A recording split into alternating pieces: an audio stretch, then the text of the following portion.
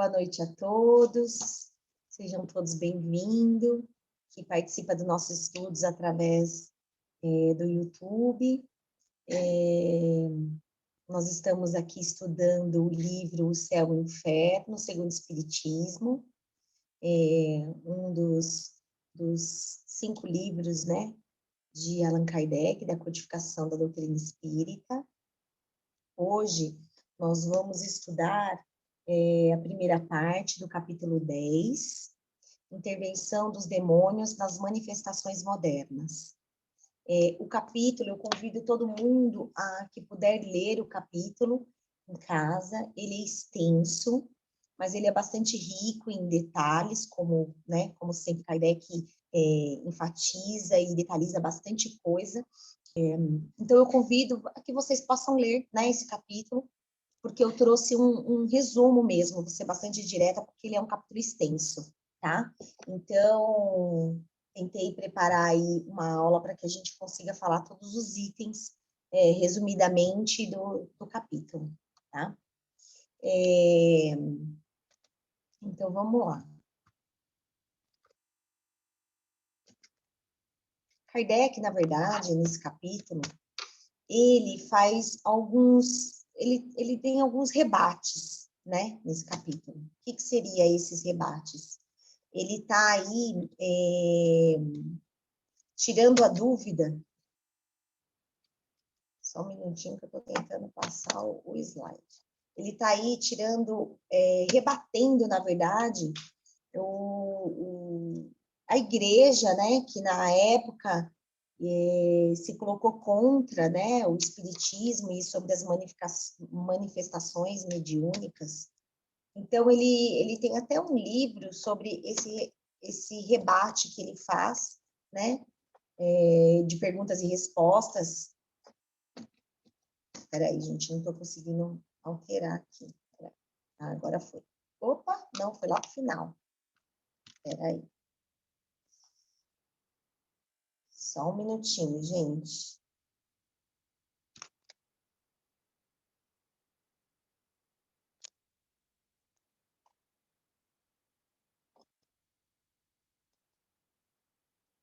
Eu dei tanto enter que ele já foi para o final.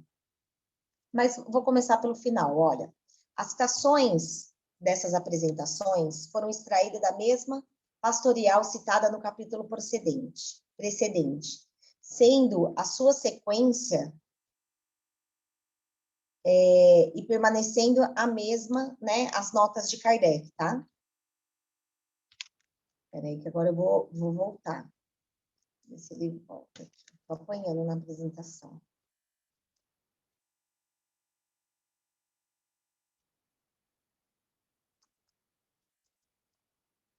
Eu acho que, Sandrinha, eu vou ter que parar de compartilhar para conseguir voltar.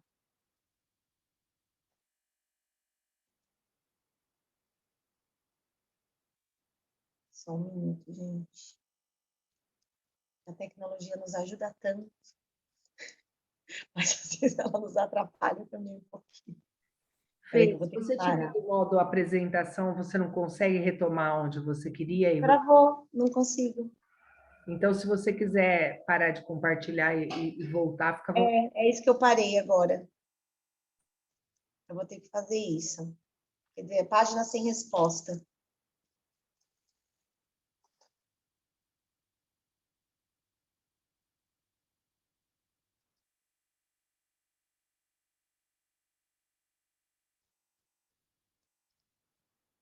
Isso porque eu fiquei a tarde toda mexendo na apresentação, treinando no Zoom, mas não deu. O computador não ajuda muito, não. Mas vamos lá, vamos ver o que a gente consegue.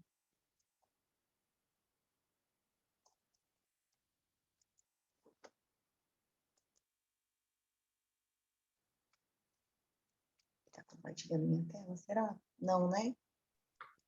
Parou de compartilhar a tela já, viu? Só Parou, vou né? tentar colocar de novo para compartilhar. Tá. Gente, vocês me perdoam o tempo, viu? Só um minutinho, que tem que ter um pouquinho de paciência aqui.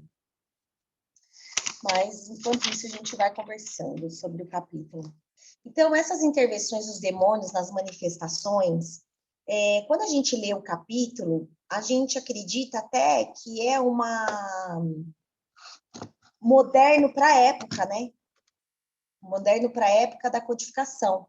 E ele fala justamente das mesas mediúnicas, tá? Dos fenômenos das mesas, né? E ele vem aqui fazer um contrassenso aí de toda a crítica e de tudo que eles vieram recebendo a respeito da codificação. E é um capítulo estendendo o capítulo da Sandrinha do anterior, sobre os demônios. Foi exaltado tanto a questão do demônio na época e tudo que era obscuro, a espiritualidade na época, era coisa do demônio, o que não tinha explicação era coisa de Satanás, que enfatizado tanto a questão, a palavra demônio há tantos séculos, que chegaram, inclusive, a ser mais... a doutrina do demônio chegou a ser até maior do que Cristo, se esquecendo de Deus, é isso que ele coloca.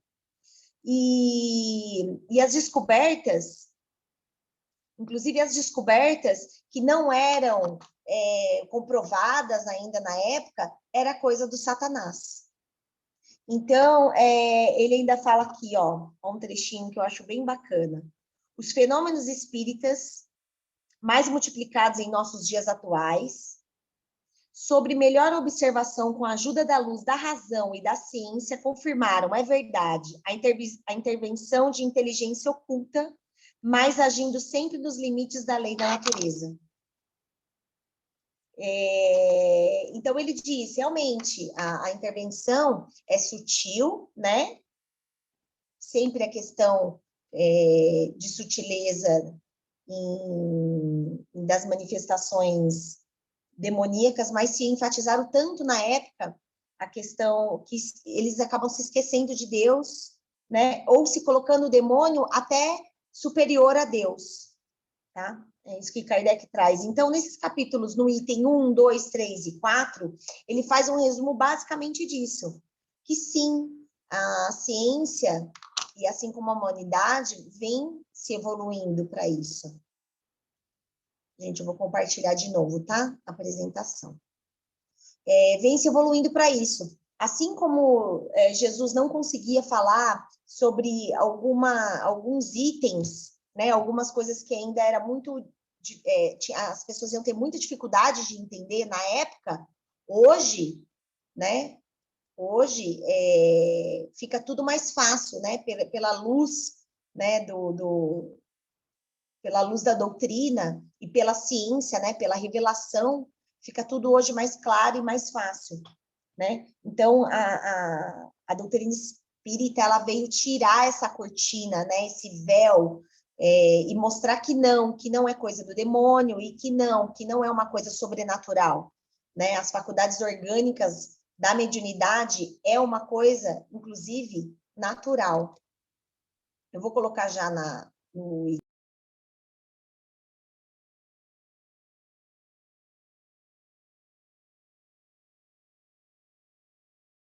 manifestações modernas, nas manifestações mediúnicas, o que seria esse demônio nessas manifestações mediúnicas, o que a doutrina relata sobre isso, e a ignorância, a superstição, os fatos extraordinários em razão desconhecidas. E aqui está esse item, o espiritismo, à luz da razão e dos dados da ciência, confirmar a verdade, a intervenção inteligências ocultas, mas agindo sempre nos limites da lei da natureza. Tá? Então, o que acontece? Essa intervenção houve, né? Houve toda essa... Agora vamos ver se ele... Agora foi. Então, nos itens 1, 2, 3 e 4, mostra as manifestações mediúnicas, ainda como nos dias de hoje. Porque essas manifestações mediúnicas são dos dias de hoje, a gente ainda, né, que trabalha nas mesas mediúnicas, não mudou, né, não mudou muita coisa, mas eles falam justamente isso, ele rebate o quê? Que a igreja, na época, levanta que, por trás das manifestações mediúnicas, estão os trabalhos de Satanás, ou os espíritos demoníacos, em que instrui os espíritos a fazer essa doutrina, né? Então, demônios por trás dos espíritos. Durante tanto tempo, a doutrina do demônio exagerou tanto o seu poder, ao ponto de colocar até mesmo superior a Deus e esquecendo de Deus, né? Então, tudo que, na época, que não era esclarecido, ou que não tinha uma coisa lógica, uma ciência por trás, como é hoje, muito mais fácil, era coisas do demônio, tá? E a ciência, tudo que era fora da lógica, era obra do Satanás. As manifestações mediúnicas, os anjos, não prestariam esse papel, segundo a obra do demônio, acreditando no poder mais do mal do que do bem. Isso é a posição da igreja na época. E eu não sei se vocês lembram do filme de Allan Kardec, mas além dessa posição que eles colocavam, eles publicavam em jornal. Então, durante muito tempo, se criou essa teoria. Então, imagine na época Kardec tendo que rebater ou tendo que esclarecer, né, todos esses itens. Então, por isso que o capítulo acaba sendo extenso, porque ele acaba até falando algumas vezes, várias vezes, de várias formas, explicando de várias formas essas manifestações. Mas aí ele rebate. Nas mesas mediúnicas, se Deus é tão bom, justo e misericordioso, por que permitiria que os anjos não viessem nos ajudar, não ajudar a humanidade? Então, eles acreditam sim, né, que os demônios vêm fazer a sua obra, vêm trabalhar por trás das mesas mediúnicas, mas os anjos não poderiam vir? Por que então a espiritualidade, né, os anjos, que são espíritos de luz para nós, não poderia vir instruir a humanidade, nos ajudar, né? Então, ele diz que muitas vezes eles dão mais poder aos demônios do que aos próprios anjos, tá? A igreja mostra que os demônios e os anjos são seres distintos aos homens, que não são produto de uma criação especial, e acaba sendo muito contraditório, porque eles colocam na categoria anjos e demônios como se fosse uma categoria diferente dos seres humanos, uma espécie à parte. Ele até, como a aula da Sandrinha falou, né, coloca o Lúcifer, que é um anjo decaído, né, coloca a terceira categoria, que são os anjos que cuidariam da terra, e que ele se revolta contra Deus e acaba saindo, né, daquela ordem e se rebelando contra Deus. E as pessoas acreditam, né, e algumas doutrinas sustentam isso, acreditam friamente. Até coloca aqui que em sua intervenção, os demônios... antes disso. Sobre esse ponto, como muitos outros, a igreja mantém suas velhas crenças no que se encarcerce aos demônios. Ela diz, temos o princípio que não varia em 18 séculos e que são imutáveis. Seu erro está precisamente em não levar em conta o progresso das ideias e da humanidade. Kardec ainda rebate, né? Então, são 18 séculos permanecendo sobre essa doutrina, né? Os demônios. E aí ele coloca, por que não, então? Porque hoje a gente sabe que os espíritos são almas, são pessoas que viveram na Terra, né? Pessoas que passaram pela Terra, que têm as suas dificuldades, que têm defeitos e qualidades, né? E que são os espíritos nada mais do que almas que já foram encarnadas, né? Então, a doutrina espírita, pela luz da divindade e da ciência, vem esclarecer esses fenômenos, trazendo um raciocínio lógico aos fatos. Pelo raciocínio, seria a multiplicação do mal e não do bem, né? Então, a gente começa a enfatizar muito o mal e não enfatizar o bem como deveria. Pela igreja, a terceira categoria de anjos se revolta e se transforma num demônio, que é o Lúcifer, né? A luz da razão e da ciência confirma a intervenção inteligência oculta, mas agindo sempre nos limites da natureza. Então, a gente sabe, sim, que nós somos instruídos o tempo todo, na questão 456 do Livro dos Espíritos, né? Kardec faz essa pergunta aos espíritos, e eles respondem que sim, que muitas vezes os espíritos nos influencia e até mesmo pode nos dirigir, né? Então, é uma doutrina em que nós acreditamos, sim, no invisível, e hoje a ciência sai claramente isso para nós. Mas que Deus é soberanamente bom, justo, misericordioso, e que se uma folha da árvore não cai se for a vontade de Deus, por que ele então permitiria então que os espíritos viessem nos instruir, ou que eles viessem nos trazer clareza, ou nos ajudar ao nosso progresso, né? É justamente isso que Kardec rebate. Vou de novo, eu acho.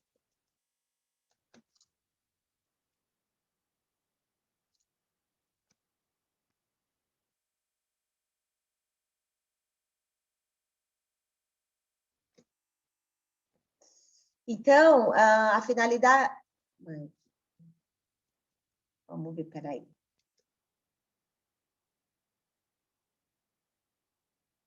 Tá certo. Eu tenho que apertar e ter um pouquinho de paciência. Vamos exercer aqui a paciência com os slides. Então, a finalidade... Qual seria a finalidade dos demônios? Kardec coloca, então, né? Seria desviar os homens de bem, afastá-los de Deus e arrastá-los ao inferno, a qual são os provedores e recrutadores. Esse seria a finalidade, né? Dos demônios, no caso dos espíritos, né? Com pouca luz. Mas as manifestações mediúnicas e as psicografias inteligentes vêm nos conduzir a Deus, vêm nos mostrar aí a condução a Deus, a amar ao próximo, a caridade, sermos indulgentes com os nossos semelhantes, tirando o ódio, a vingança de seus corações, ensinando ao auxílio e a perdoar. Então, seria contraditório, sendo assim, o maligno. Aí Kardec coloca, então o maligno não seria tão maligno, né? Se os demônios estão por trás das manifestações mediúnicas, não faria sentido, né? Porque aí ele explica a finalidade de um e o que realmente acontece com o outro. E muitas pessoas, a gente conhece, não só aqui do livro, né? Mas muitas pessoas que não acreditavam mais, ou que a doutrina de outras doutrinas ficaram muito contraditórias, vieram para a doutrina espírita para a luz, né? Vieram esclarecer aí uma fé raciocinada, uma fé que não é assim, pronto, e acabou. Tudo tem um porquê, e a gente busca isso, né? Essa ajuda, essa orientação. E através da leitura, do estudo, o Espiritismo traz isso para nós, né? Segundo a igreja, é contra, inclusive, a Jesus e seus ensinamentos. E aí, Kardec também rebate, citando as palavras do Evangelho. Eu derramarei do meu espírito sobre toda a carne. Vossos filhos e filhas profetizarão. Vossos jovens terão visões e vossos velhos terão sonhos. Nesse dia, eu derramarei o meu espírito sobre os meus servos e minhas servas, e eles profetizarão. Está em Apóstolos, né, no capítulo 2, no versículo 17 e 18. Não é essa a predição da mediunidade concebida a todos, mesmo as crianças, que se cumpre com os nossos dias de hoje? Então, aí Kardec faz uma pergunta. Hoje, a gente sabe que a mediunidade é uma questão orgânica, né? A gente veio com uma questão orgânica, pré-estabelecida no nosso corpo físico, é uma questão orgânica física. Mas Jesus já disse lá no Evangelho que a mediunidade existe desde sempre, né? Os apóstolos lançaram anátema sobre essa faculdade? Não, né? Eles anunciaram como uma graça de Deus e não como uma obra do demônio. Os teólogos de hoje sabem mais sobre essa questão do que os apóstolos? Não deveriam ver o dedo de Deus e no cumprimento de suas palavras? Então, aí está aí a interpretação do Evangelho, né? Sobre essas revelações e toda essa questão mediúnica, né? Isso já foi vista e Jesus já tinha falado isso há 2021 anos atrás, sobre toda essa parte da doutrina e toda essa manifestação. Inclusive, me vem aqui no caso daquela cura que Cristo fez, né? Aquela cura a qual, quando ele expulsa o demônio, né? Expulsa o espírito ruim que está incorporado naquele menino, que a mãe vai procurar Jesus, ele está amarrado, e ele fala, por que me persegues, né? Criaturas, por que me persegues, né? Cristo fala. E naquela época, quando ele expulsou esse espírito, né, daquele médium, daquele menino, daquele rapaz, muitos falaram que Jesus usava de magias, né, demoníacas para expulsar, né, que aquilo não era coisa de Deus. E aí e o item é bem extenso, tá? Ele rebate sobre isso, para a gente pensar um pouco aí sobre toda essa parte que ele rebate sobre a igreja. E aí ele vem uma outra questão também. E aí ele cita vários itens dos livros dos médiuns, que a gente já estudou também, sobre a questão da mediunidade, tá? E aí o clero, na época, ainda questiona sobre a operação de magias na doutrina espírita. E aí ele coloca que na doutrina espírita não existe rituais cabalísticos, não existe evocação dos espíritos para sorte ou fortuna. Hoje se sabe que são seres que já encarnaram, que são alma dos homens. Não há rituais, nem talismã, não há dias, nem hora, nem fórmulas, nem sinais. O pensamento basta, que através dele atraímos ou repelimos os espíritos, e tudo é uma questão de sintonia. E aí ele vem novamente esclarecer para nós, né, que a doutrina espírita não tem ritual, não idolatra imagens, não tem nada ritualística, não tem sinais, nem cruz, nem fórmulas para atrair ou repelir os espíritos, que tudo é uma questão de sintonia, de pensamento, né, do que a gente atrai e do que a gente repele, né. E até a questão de sintonia, Kardec já havia falado lá atrás, a questão do pensamento. E aí ele fala, saber sobre o futuro, se o homem sabe do futuro, não teria livre-arbítrio no presente. O futuro não deve ser revelado apenas em casos excepcionais. Então, eu vejo um pouco também Kardec falando sobre tudo isso, eu vejo um pouco uma questão de ignorância também, da época, ignorância de ignorar mesmo o que está acontecendo, ignorar os acontecimentos da época, porque no espiritismo não se revela futuro, não se faz consultas, né? Porque muitos falam assim, nossa, você é médio, então fala qual vai ser o número da cena, da Mega Sena. Então a gente ouve às vezes essas piadinhas que chega a ser um pouco ignorante, porque será que a espiritualidade, será que os espíritos de luz vão se preocupar tanto com isso, né? Com adivinhações, com magias e rituais? Será? Né? Fica o que Kardec inclusive rebateu na época. E nem descoberta científica, isso ficaria para um homem de bom gênio. Nem as descobertas científicas, nem o que está por vir, nem as premonições. Por quê? Porque não faz sentido, né? A ciência teria que vir do bom gênio, de um estudo científico. Os cientistas estão aí para isso, eles estudando para isso. Aí sim, a doutrina pode, os espíritos de luz, iluminar as suas mentes para que tenha descobertas, né, sobre os estudos que eles estão fazendo. Dessa forma, sim, porque é sempre agindo pelas leis da natureza, né? E não contradizendo a isso. E bens materiais. Os espíritos superiores não se preocupam com coisas materiais, ouro, sorte. Não se prestam a isso. Mas os zombeteiros e os brincalhões, sim. Então, tá aí, né? Quando eles falam para quem quer saber ler a sorte, ou para quem quer ver essa questão aí de descobrir dinheiro, ou de se ter bens materiais através disso, tá aí, né? Que os espíritos de luz e a espiritualidade não iria se prestar a esse papel, não ao de orientar ao amor, ao próximo, à divindade, ajudar as pessoas a perdoarem, a se melhorarem, né? E tá aí, a finalidade da mediunidade é a caridade, amor e auxílio ao próximo, encarnado e desencarnados. Essa é a finalidade da mediunidade. E a mediunidade existiu sempre, desde sempre, né? Os espíritos superiores respeitam o livre-arbítrio e também possuem livre-arbítrio. É interessante isso, porque os espíritos superiores, eles respeitam o livre-arbítrio dos encarnados, nós, né? Seres humanos. Os espíritos inferiores, não. Eles não respeitam, eles não perguntam, né? Eles invadem, né? Eles não respeitam o seu livre-arbítrio. Você quer ou não, eles não te perguntam se você quer ou não, né?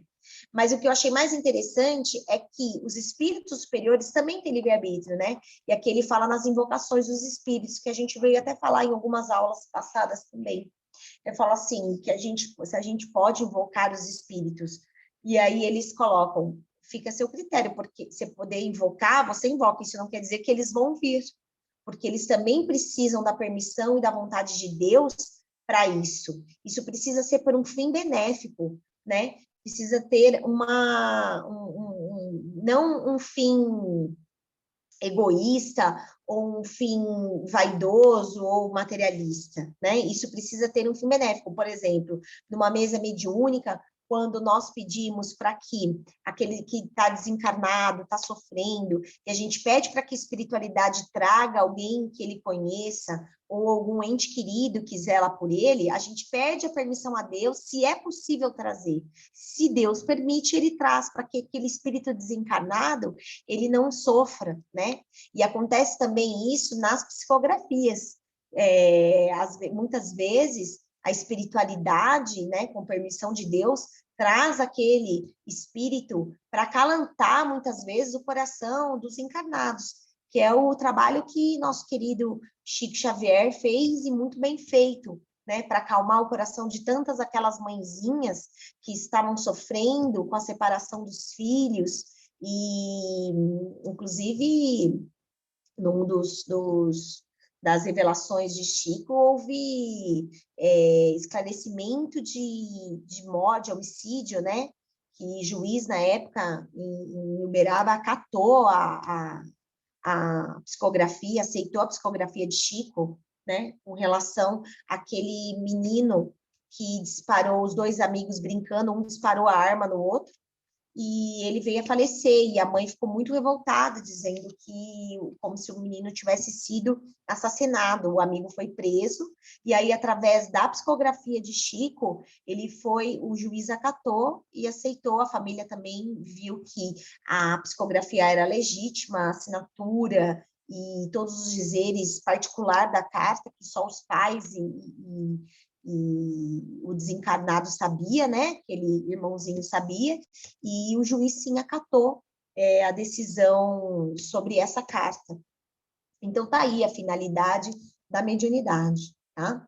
Algumas pessoas, aí Kardec coloca num item aqui, que algumas pessoas na época faziam uma ideia muito falsa das invocações. As que pensam que elas consistem em fazer os mortos voltarem do túmulo com suas vestes fúnebres, somente nos romances, nos contos fanáticos de fantasma e no teatro, é que se vêem, né? Os mortos saírem, os desencarnados da sepultura, dos envoltórios, em seus lençóis, né? Enfim, o espiritismo, que jamais produz milagre, não produz essa fantasia, nem outras, né? Jamais ele ver um morto no seu corpo. Então, ele veio esclarecer e trazer à luz para muito dessas teorias aqui, que na época eram muito fortes, dizendo para não invocação dos mortos, e por que traria, né? E qual a finalidade disso, né? Dessa evocação e de tudo que vem trazer isso para nós.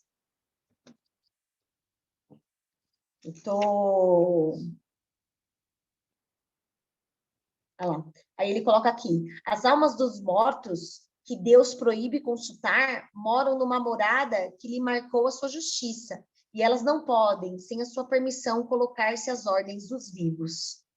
E aí, Cristo traz mais um item para nós, né? Há muitas moradas na casa do Pai. O Espiritismo diz também que elas não podem vir sem a permissão de Deus, mas é ainda bem mais rigoroso, porque diz que nenhum espírito, bom ou mau, pode vir sem essa permissão, ao passo que a Igreja atribui aos demônios o poder de transportá-la. Vai mais longe ainda, uma vez que disse que, mesmo com essa permissão, quando vem ao chamado dos vivos, não era para colocar em suas ordens. Então, a espiritualidade, os espíritos não estão aqui para obedecer às nossas ordens, tá? Eles estão aqui para nos esclarecer. E quanto mais elevado for, pela sua linguagem, pela sua comunicação, mais a gente sabe que ele menos está em posição dos vivos. E tem um item que ele fala sobre as curas. E as curas? A doutrina é sempre lúcida. Jesus curava e operava milagres. Os santos também não curou? A gente não sabe aí das histórias de tantos santos que também curou, inclusive de Francisco de Assis, que também curou. E a gente sabe que uma das canonizações é a operação de um milagre, né, na doutrina. Então, ele coloca assim, se o demônio curou, não seria tão mal assim. Se suscitou alguma bondade, sustentar alguma tese é contestar a lógica. Então, ele fala assim, bom, se o demônio curou, então ele não é tão mal assim. A mediunidade é uma condição orgânica e vem com o meio para a evolução. Temos os graus morais e algumas imperfeições. Então, tá aqui. Temos os graus morais e imperfeições dos espíritos e temos graus morais e imperfeições dos médiums, ok? Então, a gente sabe que isso é para o nosso adiantamento. Mas existe aí, a gente sabe disso, que alguns médiuns ultrapassa o espírito e faz as coisas que, né, passa à frente, né, que a gente fala, do espírito que ali vem nos orientar ou nos ajudar. Mas aí é imoral, imperfeição da moralidade do médium, tá? E não da doutrina. Reconhece a categoria dos espíritos pela sua linguagem. A dos espíritos verdadeiramente bons e superiores é sempre digna, nobre, lógica, livre de contradições. É uma linguagem que revela sabedoria, benevolência, modéstia e é a mais pura moral, sendo concisa e sem palavrões inúteis. Quanto aos espíritos inferiores, ignorantes ou orgulhosos, a falta de ideia é quase sempre suprida pela abundância de palavras.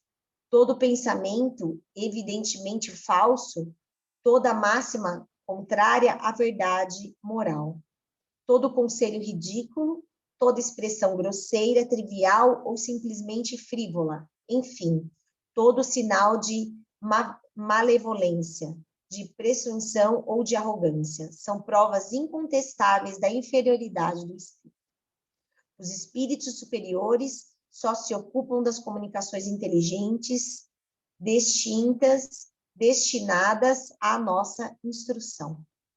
Lembra que a gente estudou a escala espírita e Kardec comenta aqui sobre a escala espírita que está no livro dos espíritos, né? E a gente comenta sobre essa classe de espíritos, em que a gente conhece pela linguagem, pela forma, pela energia, né? A gente sente aquela coisa boa quando a espiritualidade é superior, e a gente sente aquela coisa não muito agradável quando é inferior, quando tem linguagens frívolas, quando não passa nenhum tipo de conteúdo, né? Então, é incontestável analisar, né, essas comunicações e saber, né, distinguir junto com a escala espírita, ok? Que é aquela que tem vários níveis de espíritos, né? E a gente que acompanha, né, muito isso nas mesas mediúnicas, a gente vê justamente isso. Uma boa árvore não poderia dar maus frutos. Amparo, ajuda, esclarecer, orientar, impulsionar para frente é o fim das mesas mediúnicas. Então, as mesas mediúnicas, a gente recebe instruções, nós recebemos aí mensagens, nós recebemos mensagens psicografadas, nós recebemos mensagens dos mentores, justamente nos auxiliando e nos ajudando a quê?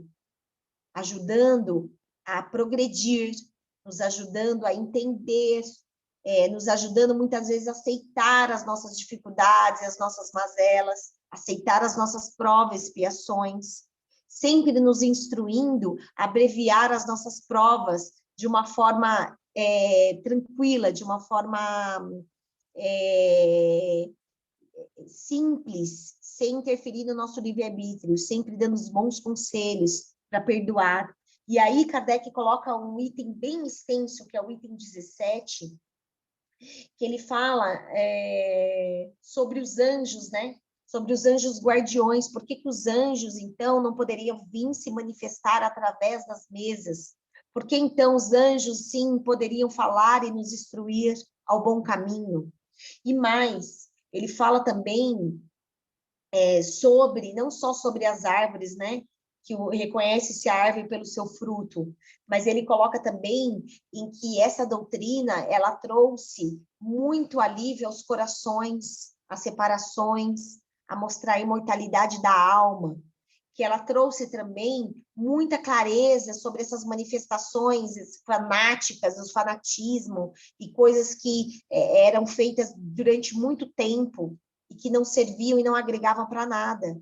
Então, sobre a luz do Espiritismo, ele tirou esse véu e trouxe para nós essa clareza nas comunicações, nas linguagens, do que serve realmente, como que funciona, né?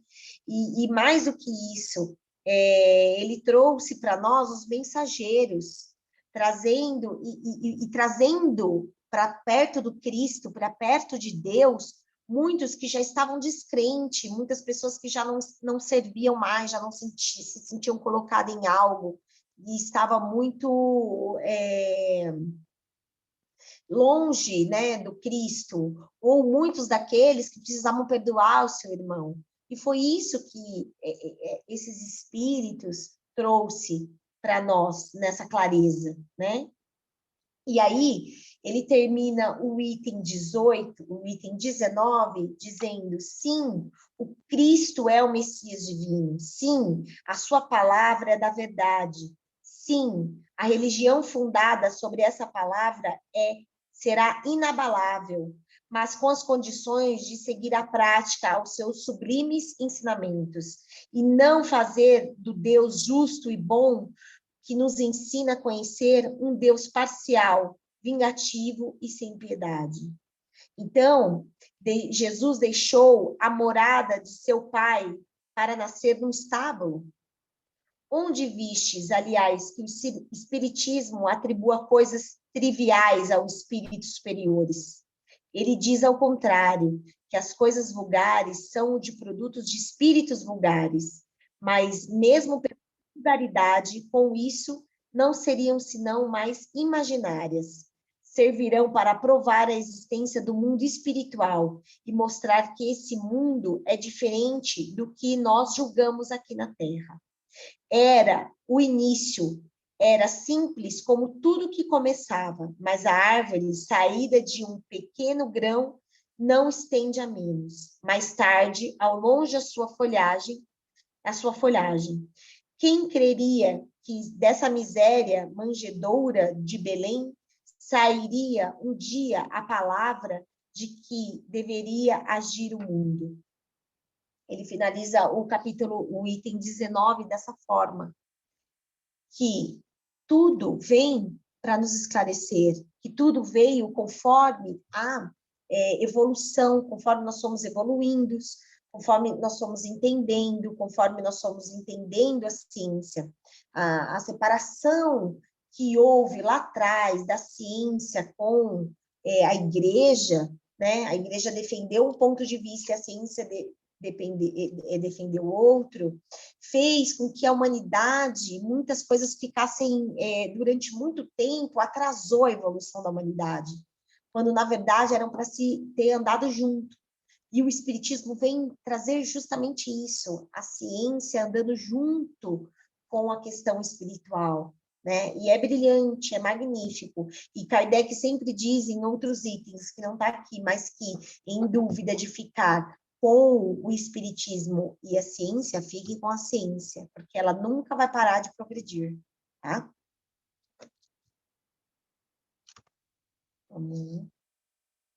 Já estamos finalizando. Achei que ia atrasar muito e acabou até adiantando.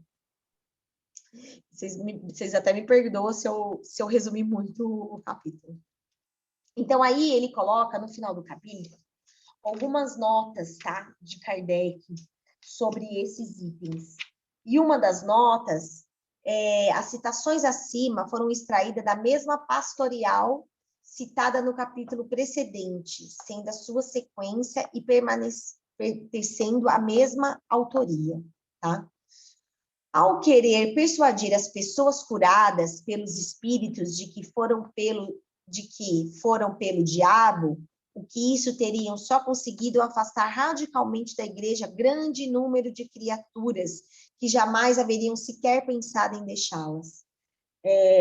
Quando começaram a se operar as curas, e Kardec ainda fala, nossa, assim, então se o demônio está curando, ele não é tão mal assim, né?